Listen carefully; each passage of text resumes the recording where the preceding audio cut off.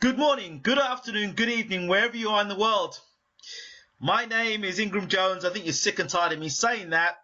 I have with me a special guest, a family member of BWTM, Chantelle Cameron. Chantelle, how are you? I'm good, thank you. You've got some news for us, I believe. I just come back with another gold medal. You've just come back with another gold medal. Yeah. So you just went over, picked up a gold medal and came back, was it? What did you do? Where did you go first? Tell us where you went. I went to Rio, the Olympic test event, and it was like had three bouts over there: quarters, semi, and final. And I got the 3 wins, so I brought back the gold medal. The way you said it's like I just kind of went to Brazil, went to Rio for holiday.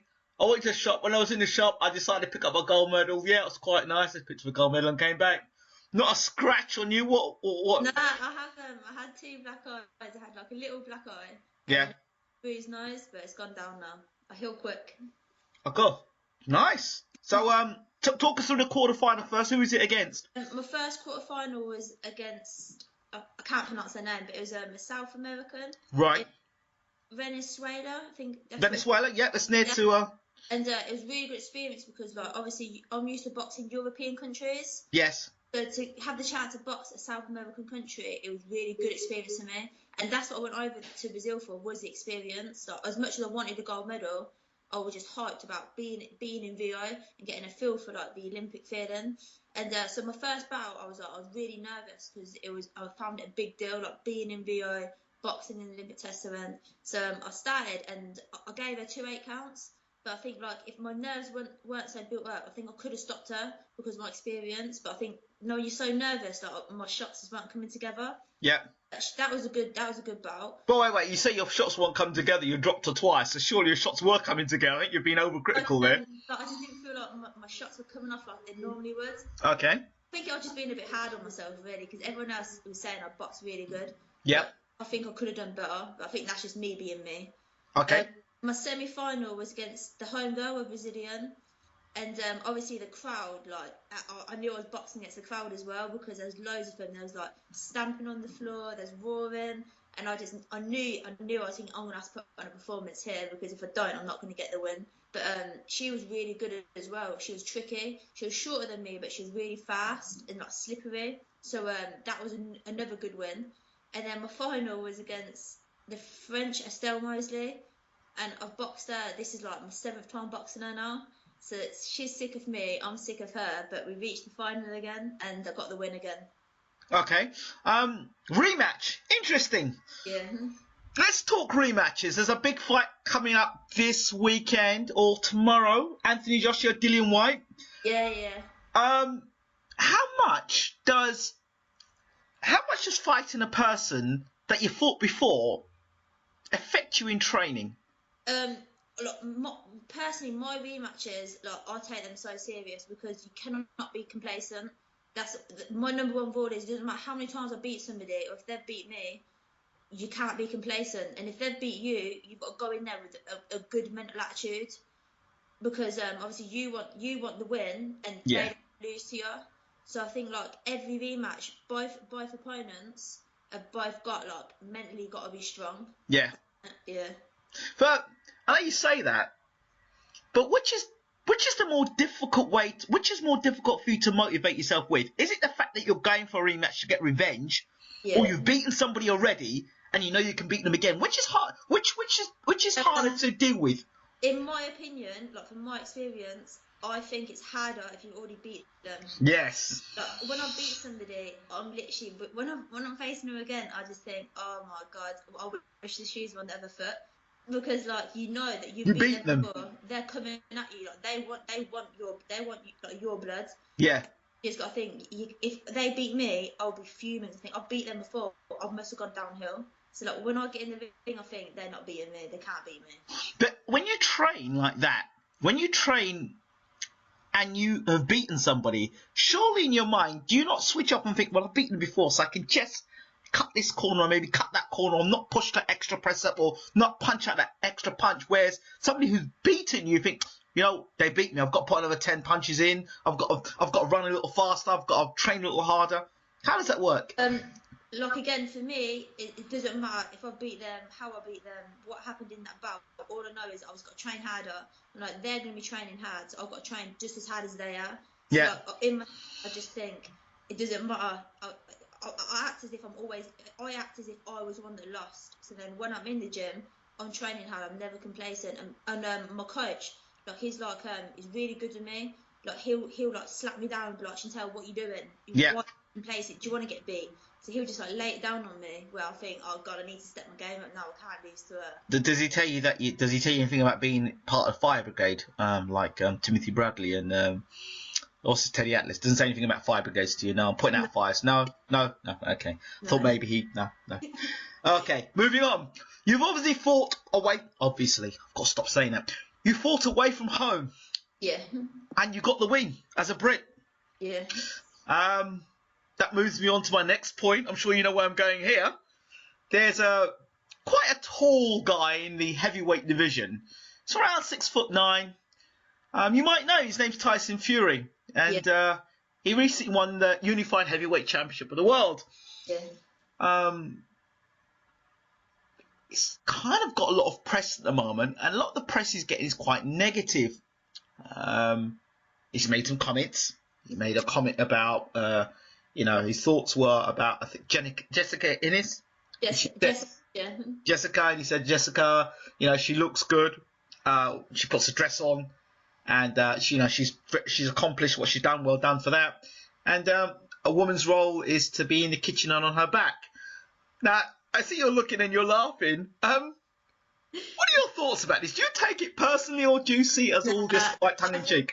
You can take it personally because I like him. I think the bad press he's getting, I don't think it's fair. I think they should just let him have the glory of being a world champion. What he's achieved is massive, and whatever he's going to say, that's his opinion. Everyone's entitled to their opinion, and people might not agree with it, but it's a traditional way of thinking. Like he's obviously thinking as the tradition. Like back in like whatever years, years ago, and that was just a normal thing that men would say. Yeah. Obviously now we're in a different century where like that's inappropriate. Yeah. So I feel like it's not really like a clever thing to say, but it's just his opinion, ain't it? But the thing is, at least you know where you stand with him. You know what he thinks. He's not like trying to be one thing and be something else. Yeah, it's saying how it is, but like it's not, I'm laughing at him because it is funny, but it is a bit inappropriate. Like women are doing exactly the same as men nowadays. It's a different world. Yeah. But it's a traditional way of thinking, and he's obviously still thinking that way. So. I mean, okay, Chantelle. I mean, one of the reasons I really like talking to you, and when I first saw your first interview you did on YouTube, I thought she's gonna be a great person to talk to, because you're honest. You speak from the heart. You're just honest. You're not one of these sort of like wind up sort of you must say this, and this like a robot. And if you say this, and this, you'll be all right. You're not packaged. You're just yourself, which makes you such a star in today's society where you've got people that are packaged. I will say this. I will say that. Yeah. This is the right answer. You quite honestly come out and said, this is the way it is. It is inappropriate considering the society today. Yeah. But let's keep it real. That's his opinion. Yeah. Why have you chosen to take that stance rather than be a robot? I think look, all my family as well always say, just keep it real, just be who I am, and just say what I feel.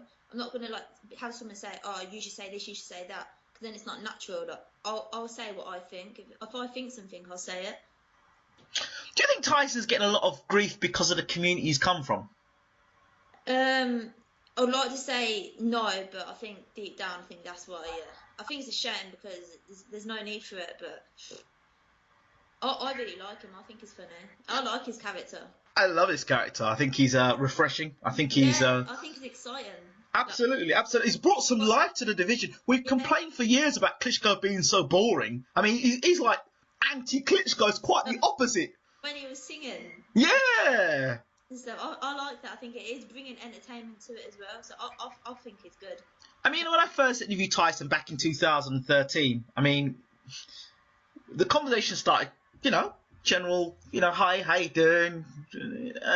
You're finding your way through. And then suddenly, within 10 minutes, you sort of exploded. I thought, this guy's an entertainer. I got it now. And so I've just thought, throughout the time of Tyson, he's been consistent. He's always been that way. He's been that way from day dot. So, I mean, why all the fuss now? You knew that. I think he's just being him. Yeah. He's being natural. Like, there's nothing fake about him. He's saying it how it is. Yeah. And you judge someone for that. I don't think you should judge him. I think like he's getting bad press, and I don't think it's fair. But then, from the women's rights movement, they would turn around and say, "Oh, well, Chantelle, you're defending Tyson's comments, which were very sexist and all the rest of it." How do you respond to that? I think if you're a woman, just prove a point, like prove that we're as equal as men. So that them sort of comments, you just got to think people can say what they've got to say, but as long as you can back it and prove that them comments are nonsense, then just back it. So have you had to come up against that as a woman in boxing? Yeah, like when I first started boxing, like my coach Lee Edwards, like I had an interview. Yes. With ITV this week, and he even said like when I first walked into the gym, he did not agree with women's boxing. Like he was like, women boxing, like that shouldn't happen. And as soon as he like took me on the pads and stuff, he said like I changed his mind. So I think if people have them sort of opinions, just change their mind for them. Just show them something that will change their mind. Wow. I want to go back to your own career now. We've talked a lot about Tyson. Let's talk about your own career again. Being on the road, fighting in like this last, in a Rio. I remember something Lennox Lewis said years ago when he was fighting Ray Mercer. He said, when my back was against the ropes away from home, and every time the opponent, Ray Mercer threw punches at me, the crowd were going, woo! So it made it look as if the opponent was actually outworking me, but really what it was, I was catching lots of the shots. And when I was throwing shots, they weren't being recognised. Yeah. How was that for you on the road? So basically, going back to Brazil again, when I was boxing in the semi-finals, obviously I was boxing the Brazilian. Yeah. The crowd wanted the Brazilian to win, obviously. So I was hitting her with like solid shots, and her head was snapping back, but the crowd was like cheering as she landed a shot on me. And I was kind of in the ring thinking, what are they doing? Like, they can clearly see me just ping her head back. Yeah. You just got to ignore it. Like, I'm quite good now. I'm experienced. Yeah. Ignore the crowd. So even when I was walking in, I knew what I was up against. Right. And deep down in my heart, I was thinking, oh, this is like, I don't like this. But you just got to get in the ring and you just got to like deal with it. You get on with it. But it's hard when you're boxing someone in their hometown. Yeah. Crowd like makes a load of noise for shots that don't even hit you. You just think, oh please, did you not just see what I just done? But I think that's just boxing. Wow. This weekend, obviously the big fight's on. Will you be watching it yourself? Yeah, I'm gonna go watch it. You're gonna go and watch it? Oh no, I wanted to go to London to get it, but because I was in Brazil, I didn't get tickets. Right. I'm just gonna go around my friend's house and get it on Sky. Oh yes. Do you have any thoughts on the fights this weekend? Andy Joshua, he's gonna win. You think so? How would you deal with an opponent that was telling you the opponent was telling and saying to you, look, you know what, Chantelle, I'll take you on the back and give you a good beating. How would you handle all that if one of your opponents said that to you? Do you know what? I would be absolutely fuming, but I'll just be content and I just think, wait till we get in that ring. Because as soon as that bell goes, I think your mouth's going to have to shut up. Like, there's no more talking then. So I'll just wait, bide my time, and as soon as that bell went, I'll just punish him. But what about if she was saying to you, oh, yeah, you ain't got no heart, smiling at you, like how Dillian White's been doing, smiling, looking you in your face, calling you this and that, calling you a scumbag. I mean, how do you respond to something like that yourself? Have you had to deal with any of that since you've... So far I haven't, and I don't want to have to deal with that. But if it happens, I think I'll try my hardest to bite my tongue. But like, I don't know, as I do have a bit of a short fuse. Like, one thing could be said and I just be like, just go off on one. But I think like the best thing to do and stuff like that is just prove your point again in the ring. Let your boxing do the talking. But that's over, like, you're seeing somebody first time at a press conference, you have to hold it in. Then you're having to do the gloves are off. You two are sitting down in a room together again. And then again, you're seeing yourself again at the final press conference. Then you've got the weigh-in as well. I mean, this has been going on and on and on and on. And he's beating you as an amateur as well. Yeah. I think you definitely have to just hold it together. Because obviously, like, you're a professional as well. Yeah. So you got to have that like professional attitude. Yeah. See, if someone's coming at you saying all them things, you'll be like, what on earth? But you just have to be content and just bide your time for as soon as that bell goes, then get down to business. Chris Eubank Jr. Hasn't had that many amateur fights. He comes in against Spike O'Sullivan. Do you think that amateur pedigree helps in the pro rank? I know you haven't fought as a pro yet, but do you think it would? I think it does, yeah, because again, it's experience. Yeah. So, a load of the GB lads that are boxing professional now. Yes. They've got such great experience in the pro division now. Yeah. They've had such good experience as amateurs. Yeah. So look, it definitely does help, and it gives you that little bit more of an advantage. Yeah. Do you think that? It doesn't really matter if you've got no amateur experience, because I think if you're a natural talent, you're a natural talent, and as long as you can box, doesn't matter what your story is, where you come from. As long as you've got the heart and you've got the skills, anything's possible. I asked you this question before, and I'm going to ask you again. What is the key to success for you? Definitely hard work, keeping my head down, keeping focused, and listening to my coach. Now you sound like Anthony Joshua. Now you really sound, I'll stay off the road, not no road man no more. Stay out the barbers, stay out the kitchen, stay out the toilet, just keep to myself. I mean, it's a bit of an exaggeration, but you know what I mean. I mean, is it really like that? Is it really that cut and dry? I've had to make like loads of sacrifices, especially over the years. I've had to feel like I'm just sacrificing everything now. Yeah. I've got dreams, and if I want to achieve my dreams, I just got to keep my head down and keep focused, because people do want to distract you, and like you ain't got time for distractions. Them distractions can like pull you back, and I just want to go forwards, not backwards. So how do you handle like personal life to professional life? How do you handle the two? Because I remember when I was young, when I used to box. I mean, I remember how having a personal life can be very distracting, especially if that person doesn't like the idea of you boxing, or doesn't like the idea of you getting hit, or is always crying when you're going to a boxing bout, or they decide to kick off and have an argument the night before your bout. How do you deal with that? How do you cut that off and say, I'm not going that road, like Lennox Lewis style, and say, you know what, I ain't get myself involved in no personal stuff until I achieve my dream? Or do you kind of have a different way of switching off from personal to private? It's going to come across really harsh, but it is what it is. Like, my boxing's my main love. So like, past experience, if someone's gave me like a negative vibe, or like being on my case or something, I've just cut them off. Like, I won't even look back. I'm like, look, you're gone. Simple as that. Like, I do what I do, and I want to be ruthless. Yeah, no, ruthless. No, you can't be like that. No, of course you can. Of course you can. Sorry. It is ruthless, but like, if someone's going to be a distraction and not want me to do well, and it's going to like be like in my ear, then I think I ain't got time for it. So that's the honest truth. Kudos to you. Kudos to you. I tip my hat. I haven't got a hat on, but at this moment in time, pretend I've got a hat on. And I tip my hat off to you. It's hard, but it's got to be done. Wow. Is there anything else like in the boxing world that you're seeing at the moment that obviously make you happy or make you sad? Apart from you see obviously the Tyson Fury thing, is there anything else in boxing you see at the moment that you think, that's interesting? No, I think there's just some exciting bouts that have happened this year, and I think it's been a good year for boxing, amateurs, professional, but also styles of fighting. I think this year has been like a massive year for fighting, all disciplines. Ronda Rousey. Yeah. You caught a bit of heat for Ronda Rousey. I'll put it out there to you that I think that if she fights Holly Holm in the immediate rematch, she's going to get smashed to bits again. 100%. Like, it's a bad move. Bad move.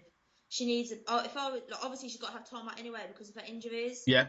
But I think like she needs to get some boxing ability in there, because she got outclassed, didn't she? Like, simply outclassed. Destroyed. She did. She was just like, she didn't stand a chance. It was horrible.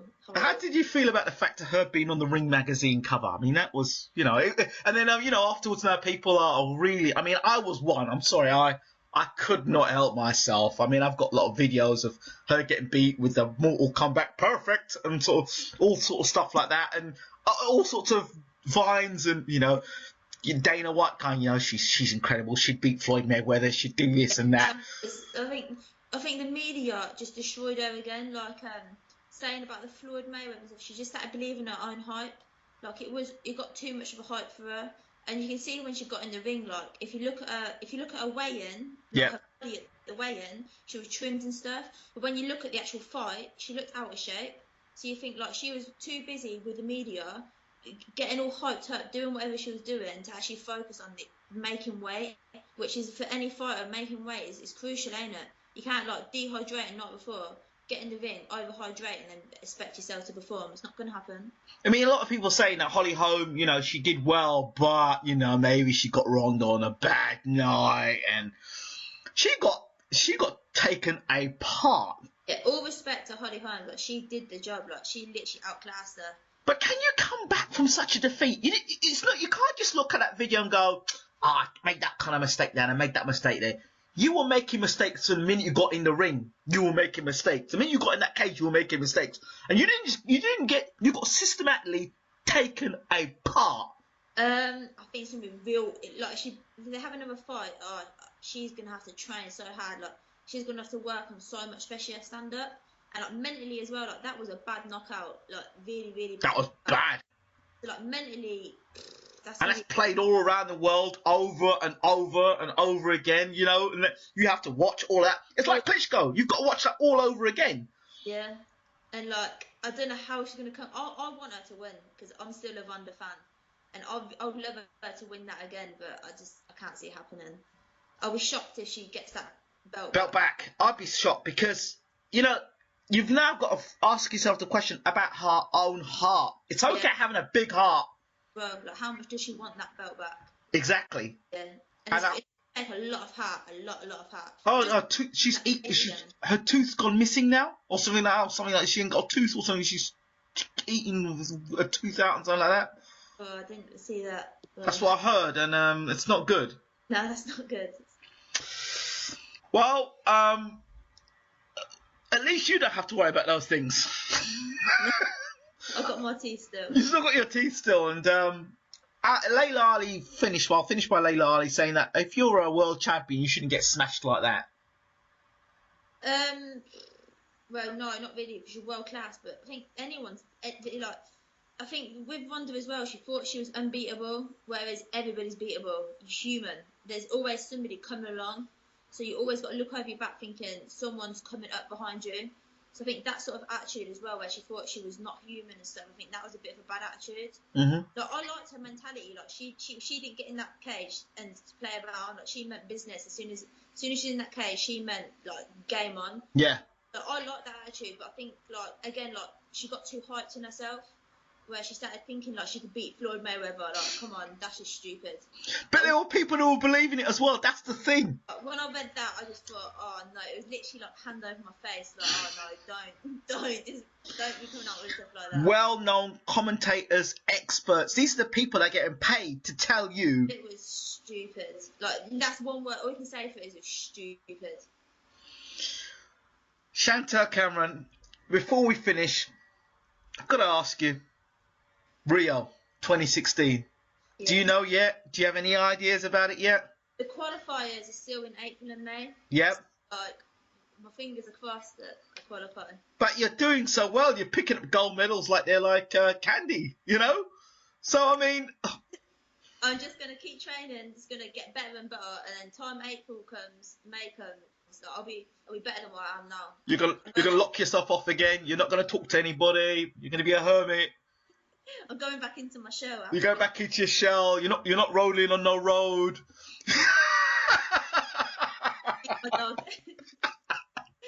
Chantelle, thank you so much for talking to Bayloric TV. Yeah.